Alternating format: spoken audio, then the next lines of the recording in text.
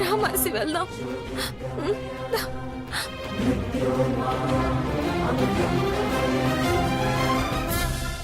నాన్న,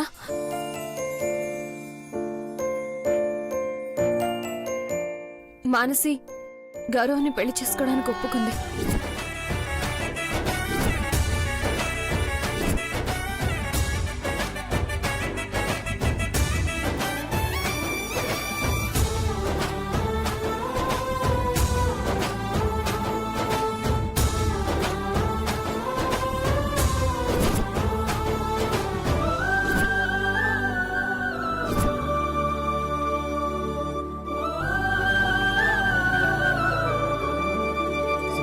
శ్రీ మహారాజ్ఞి శ్రీమత్సింహాసనేశ్వరి చిదగ్నికుండ సంభూత దేవకార్య సంయుత ఉద్యద్భాను సహస్రాభ చతుర్బాహు సమన్విత రాగస్వరూప పాషాఢ్య క్రోధాకారాంకుశోజ్వల మనోరూపేక్షు కోదండ పంచతన్మాత్రసాయక విద్యారుణ ప్రభాపూర్వమధ్య బ్రహ్మాండ మండల. ఏదో అనుకుంటే ఏదో జరిగింది. ఇదేం మాట్లాడిందో అదే కండిషన్ మీద ఒప్పుకుందో చూద్దాం. అయినా అదంత సింపుల్ గా అయితే కాంప్రమైజ్ అవ్వదు.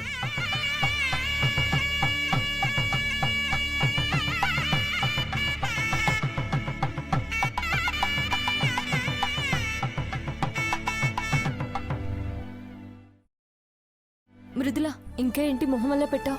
నవ్వు. దేవుడున్నాడు మృదుల. సీతారాముల్లాంటి మిమ్మల్ని దూరం చేస్తాడా?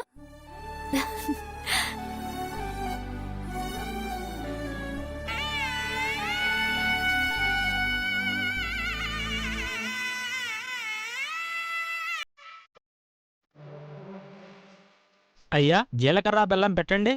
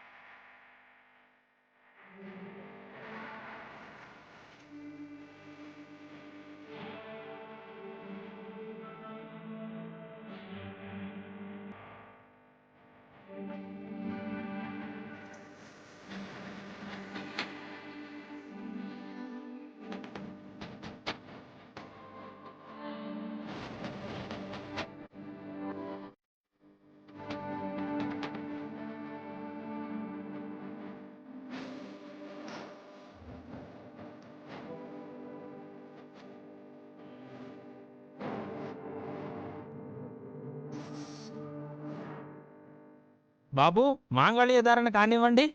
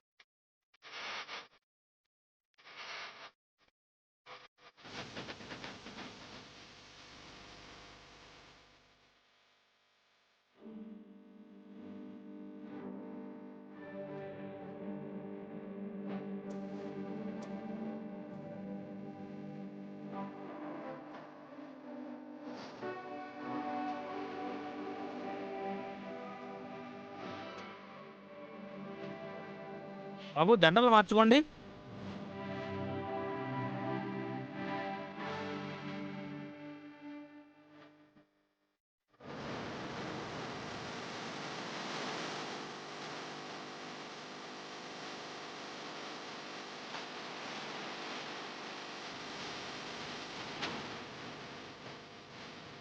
అయ్యా, అరుంధతి నక్షత్రం చూపిస్తాను పదండి. మృదుల, టైం అవుతుంది, నేను బయలుదేరుతాను. సరే, జాగ్రత్త. వెళ్ళొస్తాను.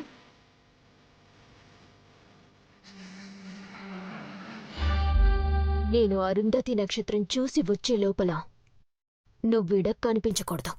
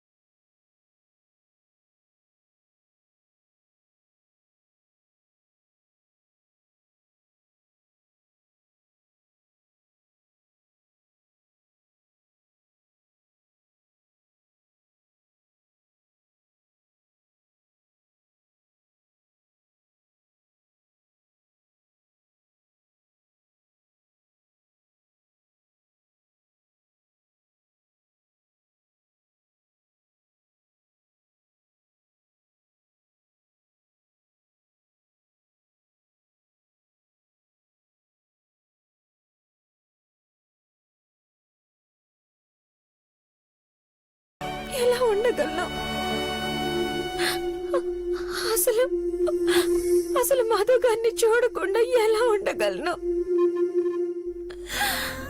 భగవంతుడా, ఎందుకింత దారుణమైన పరిస్థితి కల్పించావు?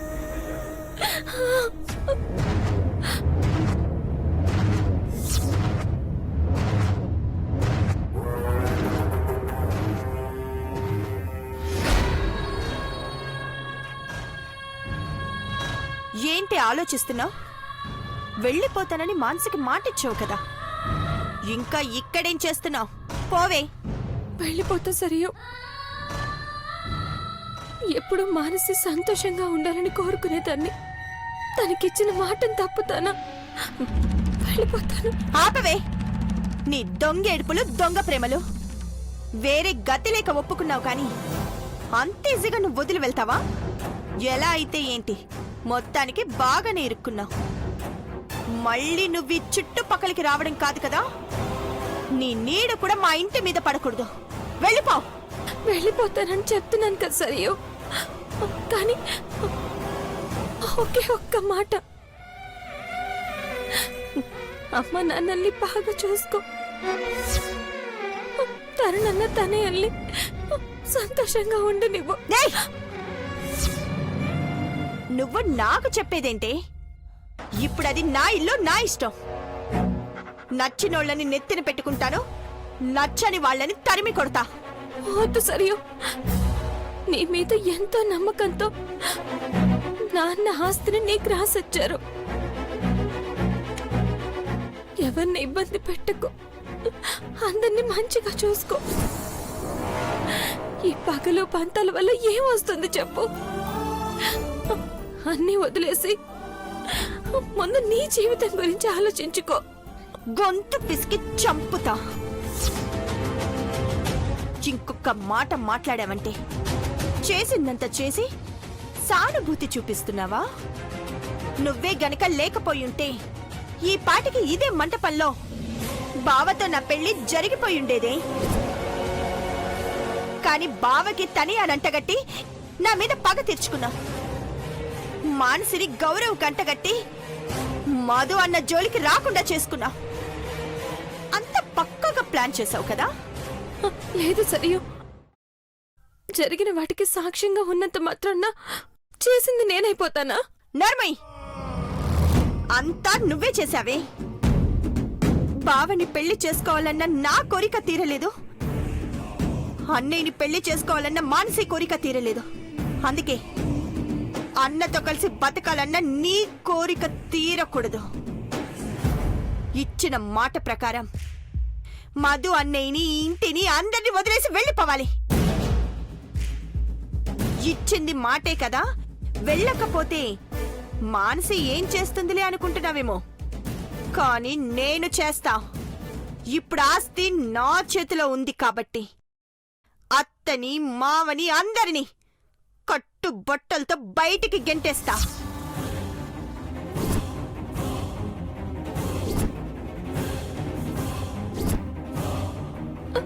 వద్దు సరియు, అంత పని మాత్రం చెయ్యొద్దు. అయితే వెళ్ళిపో. నీకు ఒకే ఒక్క నిమిషం టైం ఇస్తున్నా. వెనక్కి తిరిగి చూడకుండా వెళ్ళిపో. మళ్ళీ నువ్వు ఎప్పుడు తిరిగొచ్చినా ఇదే జరుగుతుంది. రాను సరియు, రాను, ఇంకెప్పటికీ రాను, వెళ్ళిపోతాను. 7 జన్మలకి తోడుగా ఉండాలనుకున్నాను మధు గారు, కానీ ఈ జన్మకి మీ చెయ్యి వదిలి వెళ్తున్నా. నీకు దూరంగా బతకడం కష్టమే మధు గారు, అయినా తప్పక వెళ్తున్నా. నేను దూరమై కుటుంబం మొత్తం సంతోషంగా ఉంటుందన్న ఆశతో వెళ్తున్నాను. ఇలాంటి పరిస్థితి వస్తుందనేమో ముందే చిన్న ఎడబాటుని సృష్టించాడా దేవుడు. నేను లేకపోయినా మీరందరూ సంతోషంగా ఉంటే చాలు.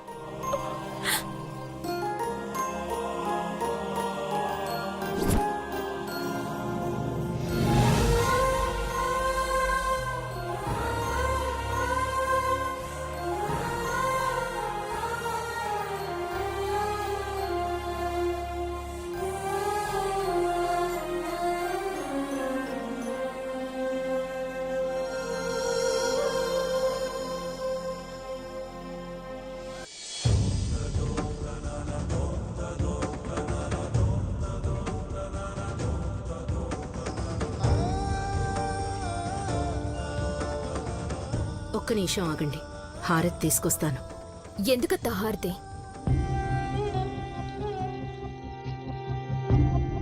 ఏం ఘనకార్యం జరిగిందని హారతి పట్టి మరీ లోపలికి పిలుస్తానంటున్నావు? అలా అంటావేంటి మానసి? ఇంటికి దీపం ఇల్లాలంటారు కదా, అలా నిండు వెలుగుతూ ఇల్లాలు లోపల అడుగు పెట్టాలని హారతిస్తారు. అది ఇంటికి, ఇంట్లో అడుగు పెట్టబోయే ఇల్లాలికి ఇద్దరికీ మంచిది. మంచిదా? ఏం మంచి జరిగిందత్తా? మంచి జరిగితే సంతోషంగా ఉండాలి కదా. ఎవరు సంతోషంగా ఉన్నారు?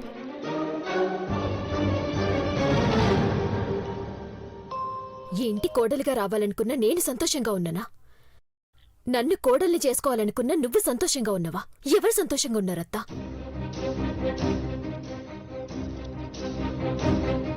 ఎన్నేళ్లు నేను కన్న కల నాశనమైపోయిందత్తా. పోనీ నా కల తీరలేదు కదా. నా చావేదో నేను చస్తా అనుకుంటే బలవంతంగా మెడలు వంచి మరీ తాళి కట్టించాను. ఇంకా ఏడ మిగిలిందత్త సంతోషం? తప్పుగా ఆలోచిస్తున్నాం మానసి. ఎవరి జీవితం ఎలా ఉండాలో, ఎవరితో ఉండాలో ముందే రాసి పెట్టుంటుంది. ఉన్న దాంట్లో సంతోషం వెతుక్కోలే గాని అనుకున్నది జరగలేదని సంతోషం లేదంటే లోకంలో ఏ ఒక్కరూ సంతోషంగా ఉండలేరు. చెప్పడం తేలికనే బావా, అనుభవిస్తేనే తెలుస్తుంది. నా మనసు ఏంటో నీకు తెలుసు కదా. నువ్వు చెప్పు, నేను కోరుకున్న జీవితం ఇదా? ఇంతకన్నా ఏ పెళ్లి పెటాకులు లేకుండా ఖాళీగా ఉంటే పోయిండేది కదా. అంతా కలిసి ఎందుకు నా జీవితంతో ఇట్లా ఆడుకున్నారు? ఏంటి మానసి, ఎంతసేపు నా జీవితం నేనే అని ఆలోచిస్తావు? కుటుంబం గురించి ఆలోచించవా? మావయ్య బాధ గురించి అర్థం చేసుకోవా? సరే, నీకిష్టం లేకుండా నిన్ను పెళ్లి చేసుకుంటానని చెప్పడం నా తప్పే. కానీ ఇంతకు మించి వేరే దారేమన్నా ఉంటే చెప్పు. నీ పెళ్లి పీటల మీద ఆగిపోయిందని అన్నయ్య నిన్ను పెళ్లి చేసుకోవడం ఎంతవరకు కరెక్ట్? అదే జరుగుంటే నువ్వు, అన్నయ్య, మృదుల ఎవరైనా సంతోషంగా ఉండుండేవారా? అందుకే నేను తప్పనిసరి పరిస్థితుల్లో నిన్ను పెళ్లి చేసుకున్నాను. అలా అయితే నాకు కూడా నిన్ను పెళ్లి చేసుకోవాలన్న ఆలోచన ఎప్పుడూ లేదు. మరి నా జీవితం కూడా నాశనం అయిపోయిందని నేను అనుకోవాలా? గౌరవ్, ఇప్పుడు ఇదంతా ఎందుకు? తెలియాలి పెద్దమ్మా. ఈ పెళ్లి జరగడం వల్ల తన జీవితం నాశనం కాలేదు, మన కుటుంబానికున్న పెద్ద సమస్య తీరిందని తనకు అర్థం కావాలి.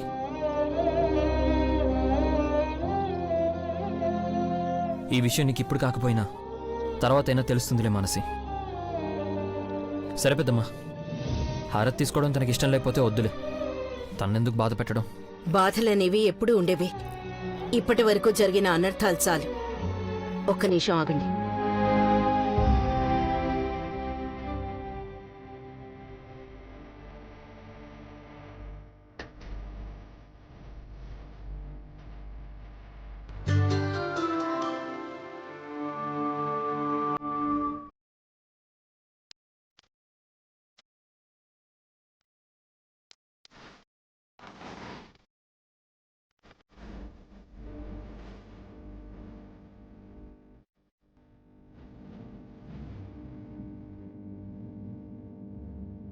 కుడికాలు పెట్టి లోపలికి రా.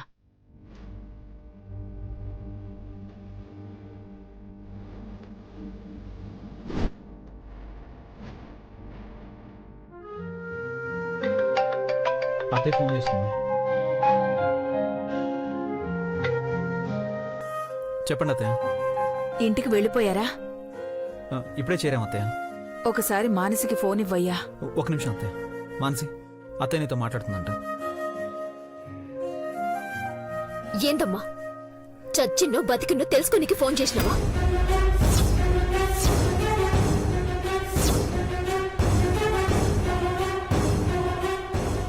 ఏంటి అలా మాట్లాడుతున్నావు? మరింక ఎట్లా మాట్లాడమంటావు? నీ బిడ్డ సంతోషంగా ఉండాలనైతే కోరుకోకు. ఆ కోరికైతే ఈ జన్మకి తీరుదా.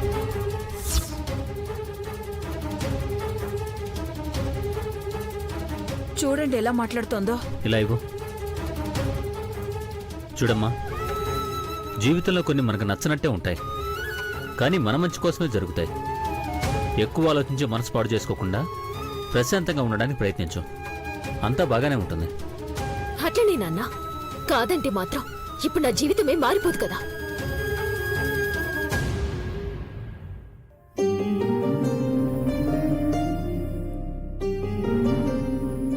మావయ్య, మీరేం బాధపడద్దు. ఓ 4 రోజులు ఇలాగే ఉంటుంది. సరే మధు, జాగ్రత్త.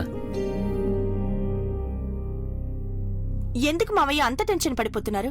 పెళ్ళి అయిపోయింది కదా, అత్తారింటికి వెళ్ళిపోయింది కదా, బాగానే ఉంటుంది. కానీ ఎటు కాకుండా పోయింది నేనేదో లండన్లో హాయిగా ఉంటే బావతో పెళ్లి చేస్తానని లేని ఆశలు పుట్టించి మరీ తీసుకొచ్చారు. అదేమో బావకి తనియతో పెళ్లి చేసేసింది.